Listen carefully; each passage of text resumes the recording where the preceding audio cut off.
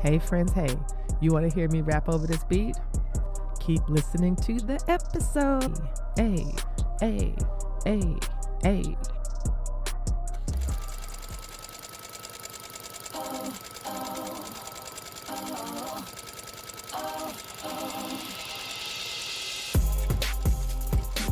Hello, Stitchers. Welcome to Stitch Please, the official podcast of Black Women Stitch, the sewing group where Black Lives Matter. I'm your host, Lisa Woolfork. I'm a fourth-generation sewing enthusiast with more than 20 years of sewing experience. I am looking forward to today's conversation, so sit back, relax, and get ready to get your stitch together.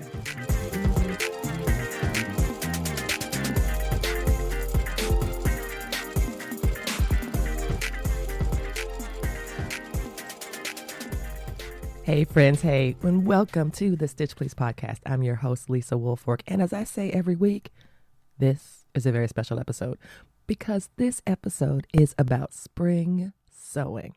It is taking us out of the first quarter of the year and into the second quarter, which begins this month in April. And I am delighted because every April, this time of year, I do Easter sewing. And this is part of a tradition that I've done for my family that is an extension of our first day of school outfits. I have always done first day of school outfits for the kids ever since my college-age student was in kindergarten. So he and his brother had matching outfits heading into elementary school. I continued that tradition all the way until now. One is in college and the other graduated college, and I still make first day of school shirts because I got to go to school. So I really love it and enjoy doing it. And you can hear a little bit more about that in our first episode of the Stitch Please podcast from about 3 years ago. And the boys are talking about that tradition. And it's really wonderful to listen to that episode because their voices are totally different. They were little when they made that recording, especially the youngest. And now his voice is very deep. And he is also taller than I am, and I don't want to talk about that anymore. So let's talk about the patterns that I'm using for this spring sewing. There are 3 patterns, one by Simplicity, one by Know Me, and the other by Made for Mermaids. And I'm making all 3 this spring. So let me tell you what's on the cutting table.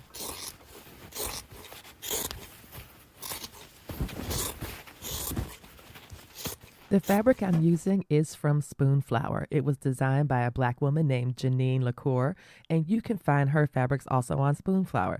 I'm using the cotton sateen, which is a beautiful woven with a very nice hand. It really does hold its shape very well, and it also looks good in pleats, which will be useful for my dress. But let me tell you about the shirts. I tend to use the same pattern for my spouse and our boys. That is Simplicity 8753. It is an Oxford shirt, and it is a button-up with long sleeves, collars, and cuffs with a separate collar stand. These are the hallmarks of what's been defined as men's shirt, a classic men's shirt. What I appreciate about Simplicity 8753 is the way that it has 3 different fit styles in one pattern. View A is the classic shirt. View B is cut a little bit slimmer than View A, giving it a bit more streamlined, and that's what they call their modern fit. View C is the same as View B, but with fisheye darts in the back, and that gives it that slim fit. What is so great for me about this pattern is that I have 3 people in my family who are wearing it, and they all like something different. My oldest prefers View A, which is more of a rectangle type cut, more boxy with a lot more ease. And my spouse and younger son prefer View C, which is the very slim fit. And the great news for me about that is that I have, for the last 6 years, used the exact same pattern for all 3 of them. I do have 2 copies of this pattern because the boys grew. So, what I really love about this pattern is that I can look back at my notes on the pattern. And at first, one pattern said it was for the two boys, and that this was what one was a size 34. They were both a size 34, and one used view C with the darts, and one did not have view C with the darts. And then as they got bigger, the 34 didn't fit anymore, and it went to a 36. And now it's at a 38. So it's just the ability to have two patterns that, because of the separate bodice styles, I can get a lot of good use from these two patterns. But one of the reasons that I'm able to use these two patterns for years and years is because I try to preserve them as I go. One of the things I do to make this pattern last, I use heat resistant tape, and I start using the heat resistant tape from the very beginning. That means when I see a dart, I cover it with tape.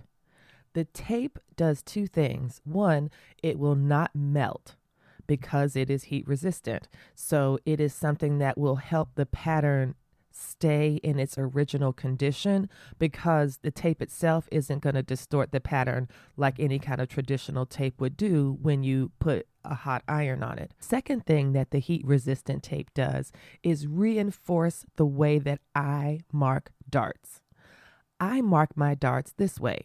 I take a piece of double-sided Saral paper, which is a wax-free tracing paper. I take the right sides of the Saral paper and have them face the wrong sides of the bodice piece. This means that when I lay the pattern piece on top of the fabric and use my tracing wheel, the marks transfer to both sides of the fabric, the left side and the right side, at the same time. This will give me even darts on both sides because I have traced them both at the same time. Heat tape is very helpful because since I have been using these patterns for 6 years, tracing those darts again and again makes it easy to perforate the tissue paper. And when I use the heat resistant tape, it resists that perforation, and it allows me to trace the dart repeatedly without damaging the pattern.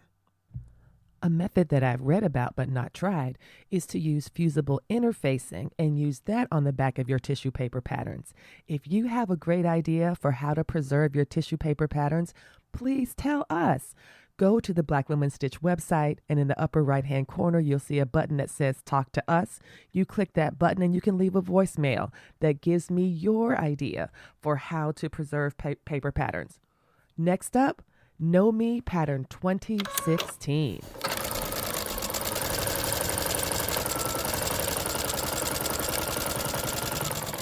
My Easter dress this year will be made from Know Me pattern number 2016 or 2016. This one is designed by Nikki Brooks, also known as Beauté J'adore, and it is a j'adorable dress, y'all. It's a dress pattern with two views. View A is a short sleeve dress with a long hem, and view B is long sleeve with a T-length hem. And I'm saying T-length like I know what all this European nonsense means, but I think the T-length is a dress that you might wear for tea, and it's a little bit below the knee. You, of course, because you know how to sew, you can make it as long or as short as you want. I decided to do view B, which was the shorter length, but to use the sleeves from view A. I have the perfect combo. Short sleeve dress that's also short. Perfect for spring. A few things to note for this pattern. I don't need to go over it in much detail because there's a video tutorial for this pattern. You can go to it if you buy the pattern, you scan a QR code, and it'll take you to a step-by-step video tutorial on how to do all the parts. There is a bodice lining. There are pockets that are also a slash pocket so that you install it a little bit differently than you might install pockets before. And I'm also going to advise you to bring your patience. This dress is tiered, and there are gathers at both the upper tier that attaches to the bodice, as well as gathers at the lower tiers. If you do not like gathers, and I have some very good and beloved friends who hate gathering, they don't like the gathering process. The outcome of the gathers, yes, beautiful. The doing of the gathers, no thank you. I advise anyone who's doing this pattern to just pluck up your patience. It is worth it in the end. And then you have a beautiful, voluminous dress that has pockets and a sleeve that is so gorgeous and high drama that it is all worth it in the end. For notions, you'll need an invisible zipper and some elastic to go around the wrist of the sleeve. For my lining, I decided to use a different fabric in order to try to extend the use of the fabric that I was using for my main fabric. I also cut the pockets, the inside of the pocket, out of a different fabric, again, trying to conserve fabric. There is very little lining fabric actually needed for this dress, but if you wanted to extend the use of your fashion fabric or your main fabric, those are little that I sometimes take to make the fabric go a little bit farther. One last tip that I'll give is that I like to hem the bottom tier of any voluminous large tiered dress before I gather it and attach it to the final bodice. That always feels like time traveling to me, like past Lisa did something very kind for future Lisa by turning under this what feels like many yards long hem and pressing it and hemming it before I got to this stage. That way, the last thing to stitch on the dress is not the hem, but it is that attaching the skirt part to the bodice. And it just feels so satisfying that I don't have to do that long hem. And then I can do the hem at a time when I have a little bit more time, a little bit more patience, and not at the end of the dress process when I tend to be the most tired. Know Me patterns are curated by Mimi G, and they go on sale when McCall patterns go on sale at Joann's. McCall and Know Me are connected in that way. Coming up next, a new way to stay in touch with Black women stitch. And after that, we'll dive into our third pattern by Made for Mermaids, the gable pattern that is as easy as 1, 2, 3. Stay tuned. The slogan of the Stitch Please podcast is that we will help you get your stitch together. And now we're bringing it to you in a new way. The Stitch is a newsletter from Black Women Stitch, and I am delighted to tell you about it. What do you get when you sign up for the Black Women Stitch newsletter? You get to hear what's happening with Black Women Stitch in the Stitch Please podcast. Events that we've had, events that are coming up, contests for prizes, live shows, social media meetups, IRL meetups, episodes of the podcast that you might have missed, as well as opportunities to learn and sew in community with other Black makers across the country and across the world. You'll learn also about some actual stitches. We will help you get your stitch together with continuing education for your sewing life. Oh my goodness, y'all, I am so excited for this newsletter. There's always things I want to tell you, the how. Well, now we have the stitch. Sign up using the link in the show notes or on our website. We look forward to helping you get your stitch together soon.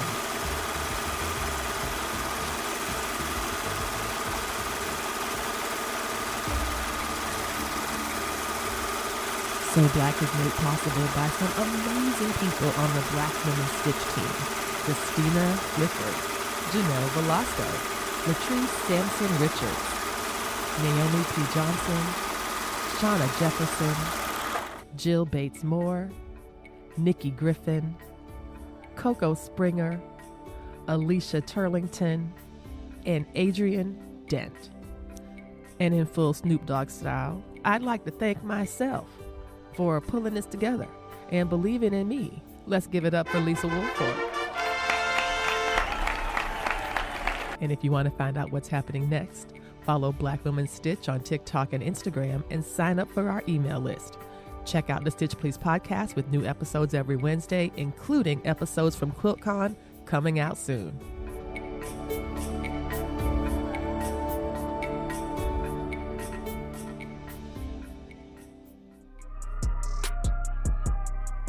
The back stitch is a reinforcing stitch. Sewn by hand or stitched by machine, the back stitch is a return with a purpose. On the Stitch Please podcast, our new Backstitch series will recall early and or favorite episodes of the podcast. And the best news, it's hosted by you. Yes, you. Thank you, you.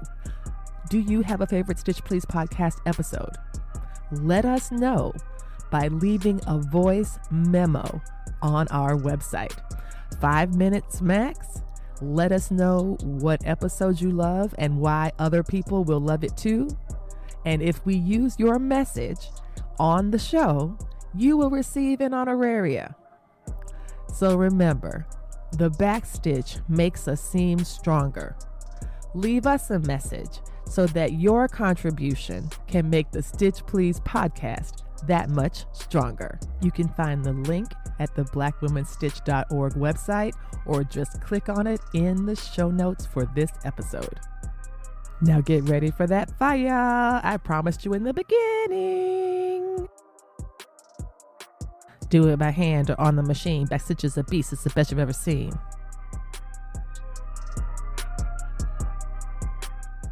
One of my favorite things to sew is undergarments, especially drawers, panties, however you say it, whatever the word is, whatever the term is in your region. I love making them. I believe that sewing underwear is one of the few opportunities that you can sew something for less than buying it. So I am a huge fan of underwear sewing. It's a huge scrap buster, and it is efficient, it's quick, and it's so satisfying.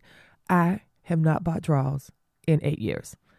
I'm just saying. And once you make a pair that you love, you won't buy any either, especially if you enjoy sewing with cotton lycra, double brush poly, or any of the breathable stretch fabrics that many of us use in garment sewing.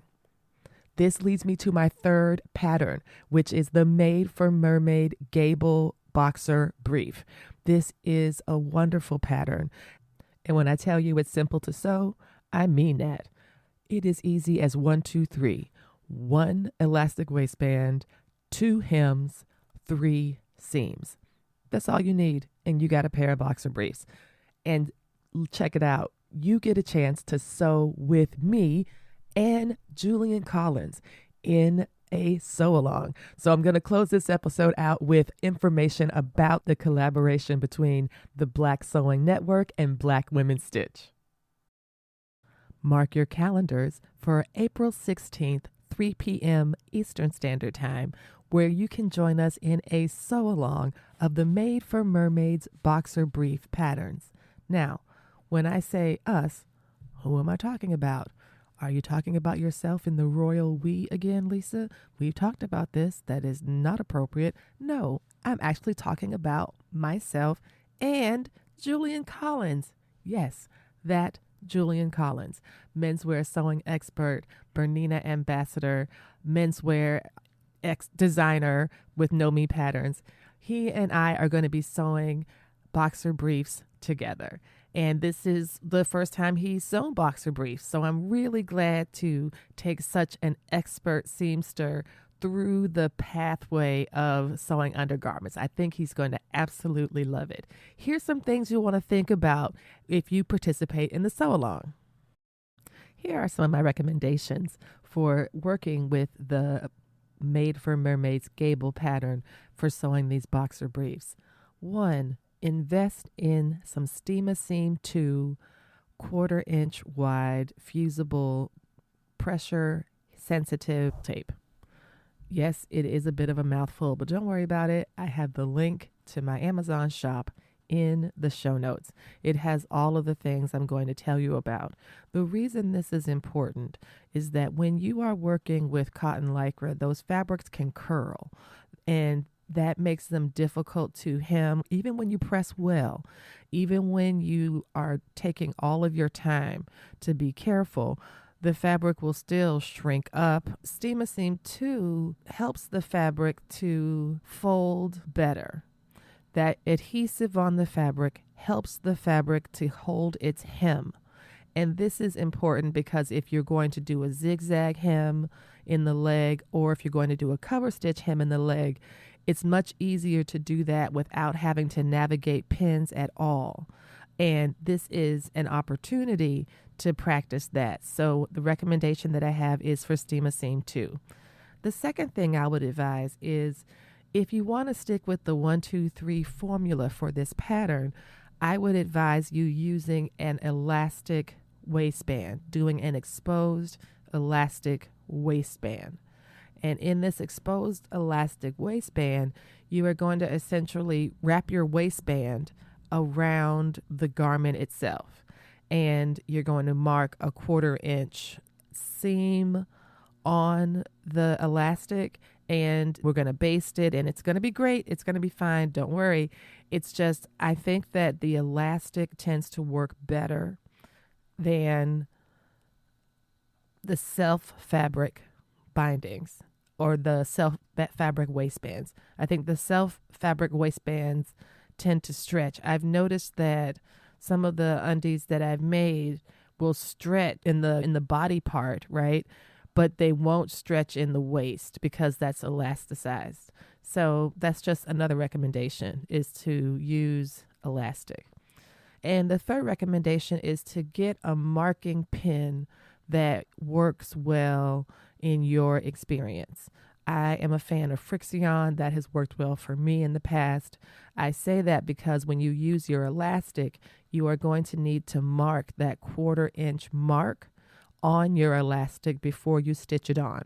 That is a guide. And so we're going to use that as a guide to make sure that the elastic is on and is also catching the back of the elastic, which is how the brief itself gets attached. It's going to be very fun. I'm really excited about it. And who knows, this might be the start of some type of online series where I go and make draws, different types of underwear with people in these kind of sessions. Wouldn't that be fun?